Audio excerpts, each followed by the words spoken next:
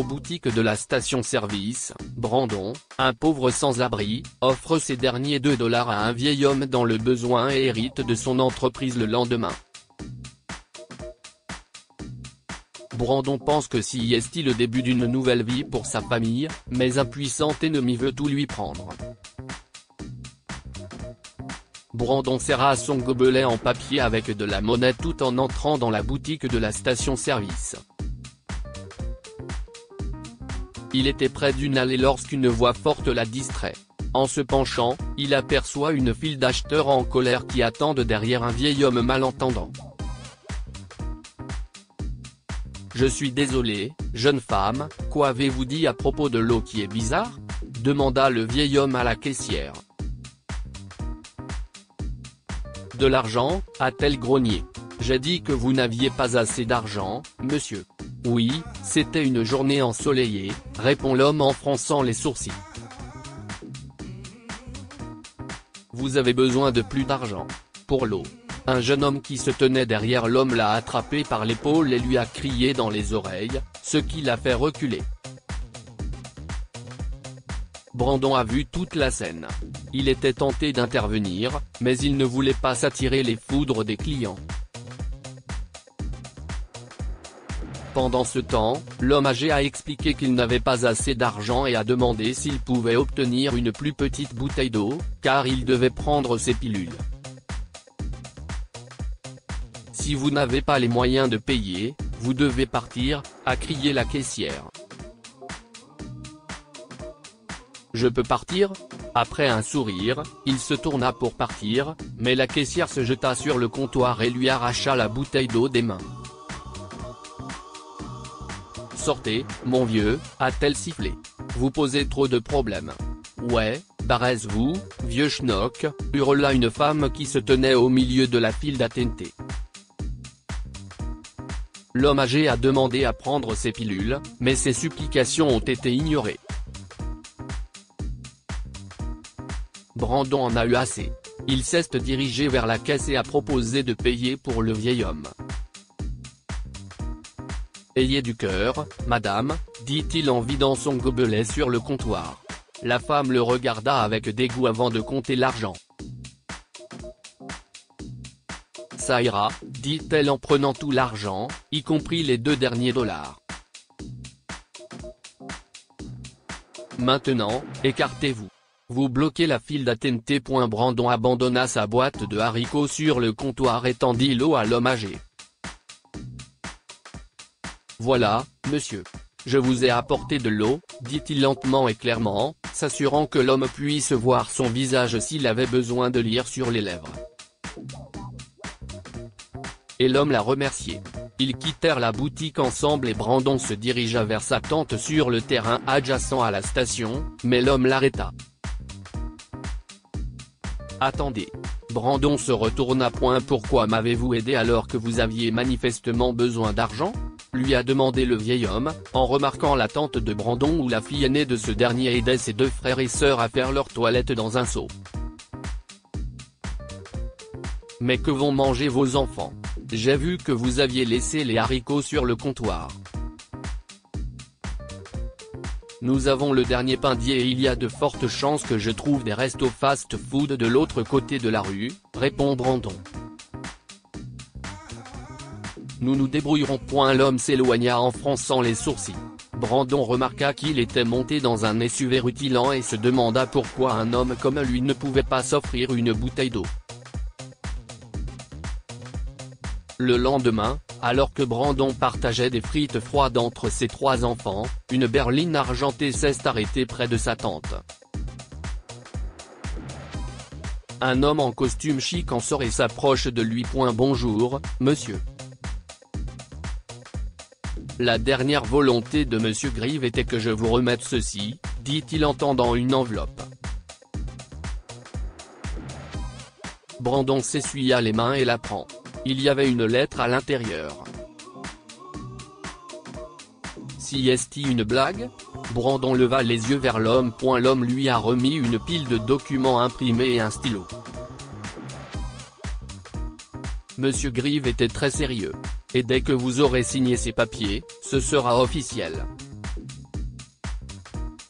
Vous hériterez de son entreprise ainsi que d'autres biens personnels. Mais je ne l'ai rencontré qui est. Et maintenant, il est mort et me laisse tout ? Demanda Brandon en étudiant les documents. Le jargon juridique ne lui est pas étranger et il a dirigé plusieurs petites entreprises avant de connaître des temps difficiles. Je comprends vos inquiétudes, monsieur, mais ces documents ont été rédigés par les meilleurs avocats. Monsieur Grieve a été très clair dans ses intentions. Tout ce que nous avons à faire, c'est d'inscrire votre nom, et les avocats s'occuperont du reste. C'était sa chance d'offrir une vie meilleure à ses enfants, et Brandon a donc signé les documents. L'homme l'a ensuite conduit avec les enfants jusqu'à leur nouvelle maison. À leur arrivée, Brandon a regardé l'imposante demeure de style colonial qui se dressait au bout de l'allée. « On peut monter une tente sous l'arbre aux fleurs roses ?» a demandé le petit Derrick. « Nous allons vivre à l'intérieur de cette maison, idiot. N'est-ce pas, papa ?» a demandé Kelly. Brandon acquiesça, même s'il avait du mal à y croire lui-même. Mais dès qu'il a poussé la double porte, il a senti que quelque chose n'allait pas. La maison était en désordre, une table gisait sur le côté dans le couloir, un tableau était empalé sur la rampe d'escalier et une armoire avait été renversée. Brandon jeta les bagages sur la dernière marche, courut après la voiture et demanda au chauffeur d'appeler le 911. Quelques heures plus tard, il se tenait au milieu des canapés tailladés et des meubles cassés, et parlait aux policiers. « Nous avons examiné tout le périmètre de la maison et n'avons trouvé aucun signe d'effraction, monsieur », a déclaré le policier. Ceci, combiné au fait que le système de sécurité semble avoir été neutralisé avec le bon code, suggère que la personne qui a vandalisé cet endroit disposait d'un moyen légitime d'entrée. Comme une clé ? Vous êtes en train de me dire que la personne qui a fait ça est entrée ici comme ça ? Je vous suggère de changer les serrures, monsieur, a répondu l'agent en hochant la tête. La personne qui a fait ça cherchait quelque chose et s'est mise en colère quand elle ne l'a pas trouvé. Lorsque les policiers sont partis, Brandon a soupçonné le fils du vieil homme d'être à l'origine de tout ce qui s'est passé. Le lendemain, la secrétaire de Monsieur Grieve est arrivée en avance. Elle a emmené Brandon faire des courses et l'a fait coiffer chez un coiffeur avant de l'emmener à l'entreprise. Dans le bureau qui a appartenu à Monsieur Grieve, Brandon était sur le point de consulter les dossiers sur l'ordinateur lorsque les portes se sont ouvertes. « Vous devez être Brandon. » Un homme d'âge moyen en costume sombre est entré dans le bureau et a fermé la porte derrière lui. « Je suis Christopher, l'un des anciens associés de Monsieur Grieve, et je suis ici pour vous sauver d'un tas d'ennuis. » Pardon ? Quels ennuis ? Demanda Brandon. Christopher sourit et expliqua qu'il s'occupait des ventes pour l'une des entreprises spécifiques de M. Grieve. Brandon comprend vite qu'il s'agit de quelque chose d'illégal. Il refusa de continuer ses services, mais Christopher ne l'entendait pas de cette oreille. « Écoutez-moi bien, espèce d'abruti. Grieve me devait 2 millions de dollars pour avoir géré le côté illicite de ses affaires. Vous êtes maintenant responsable de cette dette, grogna-t-il. Et si vous ne payez pas, j'irai tout raconter à la police. De plus, en tant que propriétaire de l'entreprise, vous serez responsable de tous les dommages et de toutes les conséquences juridiques. J'attends donc mes 2 millions de dollars pour samedi. Ou alors, vous pouvez me transférer la propriété de l'ensemble de l'entreprise. » Quoi ? C'est de l'extorsion. Vous n'êtes pas sérieux, a rétorqué Brandon. Si est sérieux. Et juste au cas où vous penseriez que je ne suis pas très sérieux. Christopher repoussa son costume et posa la main sur la crosse d'un pistolet qu'il tenait dans son étui.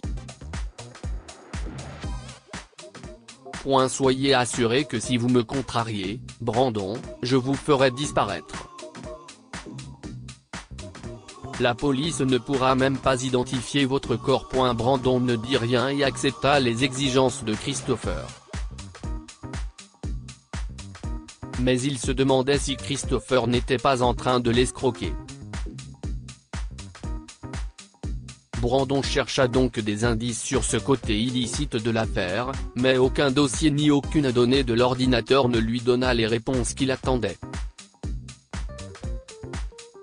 Ce soir-là, après avoir examiné les données de tous les autres services, Brandon est convaincu que Christopher lui a menti. C'est alors qu'il a remarqué le classeur caché dans un coin de la pièce. Brandon l'ouvre avec les clés qu'il a trouvées plus tôt sur son bureau.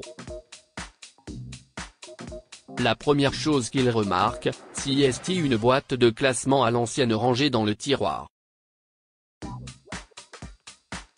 À l'intérieur se trouvait un grand livre avec des notes écrites dans une sorte de sténographie, et Brandon se rendit compte que Christopher ne mentait pas.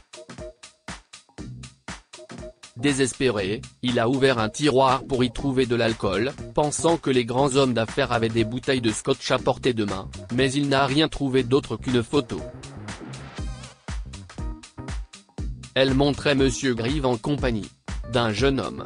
Les yeux de Brandon se sont écarquillés d'horreur lorsqu'il a réalisé à quel point ils se ressemblaient. Le jeune homme était Christopher, le fils de Monsieur Grieve. Les choses ont commencé à prendre un sens pour Brandon. Il ne pouvait pas croire qu'un homme aussi gentil que Monsieur Grieve soit impliqué dans des pratiques commerciales illégales. Il était donc fort probable que Christopher se serve de ses propres affaires louches pour le faire chanter, pensait Brandon. Un coup de chance et un terrible rebondissement qui menaçaient de tout emporter, tout se passait beaucoup trop vite. Heureusement, Brandon n'est pas étranger au tourbillon du monde des affaires, il a eu sa part d'expérience dans l'entrepreneuriat avant que tout ne dérape et qu'il ne se retrouve à la rue. Ce samedi matin, Brandon a retrouvé Christopher dans le parking souterrain, mais avec une contre-proposition. « Je dois tenir ma parole envers votre père », lui dit Brandon. « Alors, je vous donne 49% de la société et je garde les 51% restants. Ce sera suffisant pour que vous puissiez vivre somptueusement, n'est-ce pas ? Et je me réserve le droit de gérer la société comme le voulait votre père. » Mais Christopher refusa. « Je ne suis pas un imbécile. J'ai mérité tout cela, pas un jeton. On en parlera quand vous aurez retrouvé vos esprits », a-t-il sifflé avant de s'en aller. Brandon retourna au bureau. Il a décidé de payer à Christopher ses 2 millions de dollars et d'en finir, mais il s'est rendu compte que l'argent de la société était bloqué dans des actifs ou affecté à des dépenses mensuelles. Brandon était impuissant. Il rentra chez lui, dépité, où un autre problème l'attendait. En ouvrant la porte d'entrée, il a trouvé la nounou de ses enfants attachée à une chaise et bâillonnée. Il a pris les enfants. « Il m'a dit de vous dire que c'était le moment de vous réveiller », s'écria-t-elle alors qu'il la libérait, et Brandon savait de qui elle parlait. Brandon a appelé Christopher et a accepté de céder l'entreprise, en le suppliant de ne pas faire de mal aux enfants. Ils ont décidé de se rencontrer à midi. Mais Brandon a également appelé la police et, dans la demi-heure qui a suivi, il était assis avec un agent du FBI. « Suivez mes instructions et nous vous rendrons vos enfants », lui a assuré l'agent Bates. Ce midi-là, Christopher se détendait au bord de la piscine d'un hôtel qu'il avait loué. Il avait enfermé les enfants de Brandon dans un placard et renvoyé tout le personnel de l'hôtel, à l'exception du directeur, qu'il avait grassement payé. Lorsqu'il restait 5 minutes avant l'échéance et qu'il n'a pas eu de nouvelles de Brandon, Christopher a perdu son sang-froid. Il a décidé de noyer l'un des enfants dans la piscine et d'envoyer la vidéo à Brandon. « Excusez-moi, monsieur », l'interrompt le directeur. « Vous avez un colis. » Lorsque Christopher vérifia l'enveloppe, il sourit, oubliant sa colère. Il se dirigea vers sa chambre et signa les documents qu'il trouva à l'intérieur de l'enveloppe. L'entreprise était enfin à lui. Puis, il libéra les enfants de Brandon. Je suis sûr qu'une bande de chiffonniers comme vous trois peut trouver votre chemin. Maintenant, allez vous faire voir. Se réjouissant de sa victoire, Christopher finit de se préparer et se dirigea vers le miroir pour arranger sa cravate. Soudain, il entendit un déclic derrière lui. Bien que léger, Christopher reconnut instantanément le son d'une arme à feu. FBI. Mettez vos mains en l'air et mettez-vous à genoux. Vous êtes en état d'arrestation. Christopher se rendit. Pendant ce temps, Brandon tenait ses enfants serrés contre lui sur le trottoir. Grâce à l'idée de l'agent Bates de mettre un traceur dans les documents, Christopher a été arrêté. Vous déposerez votre bilan avant la fin du mois. Et vous paierez des amendes jusqu'à votre mort, hurla Christopher alors qu'On l'emmenait dans la voiture de police. Brandon a ramené les enfants à la maison, prêt à tout arranger. Et lorsque la division des fraudes du FBI s'est présentée avec un mandat, il a remis aux agents les preuves, la copie des registres de la société et le grand livre qu'il avait trouvé dans son bureau, sachant qu'à la fin de l'enquête, il n'aurait plus un centime à son nom. Mais il serait libre. Papa, allons-nous quitter notre maison à nouveau? Comme nous l'avons fait quand maman est morte? Lui demanda Kelly une fois que les agents furent partis. Brandon s'est agenouillé et a serré ses enfants dans ses bras. Écoutez, vous trois, il y a beaucoup de détails qui doivent encore être réglés, mais tout va bien se passer. Vous voulez savoir pourquoi? Kelly, Derek et Sam, son deuxième enfant, le regardèrent sérieusement et hochèrent la tête. Si est parce que la chose la plus précieuse que nous ayons est ici, dans mes bras. Tant que nous resterons ensemble, nous serons toujours riches de ce qu'il y a de plus important, l'amour. Les richesses du monde vont et viennent, les enfants, mais l'amour que nous avons les uns pour les autres est un trésor que personne ne peut nous enlever. Dites-nous ce que vous pensez de cette histoire et partagez-la avec vos amis. Elle pourrait égayer leur journée et les inspirer.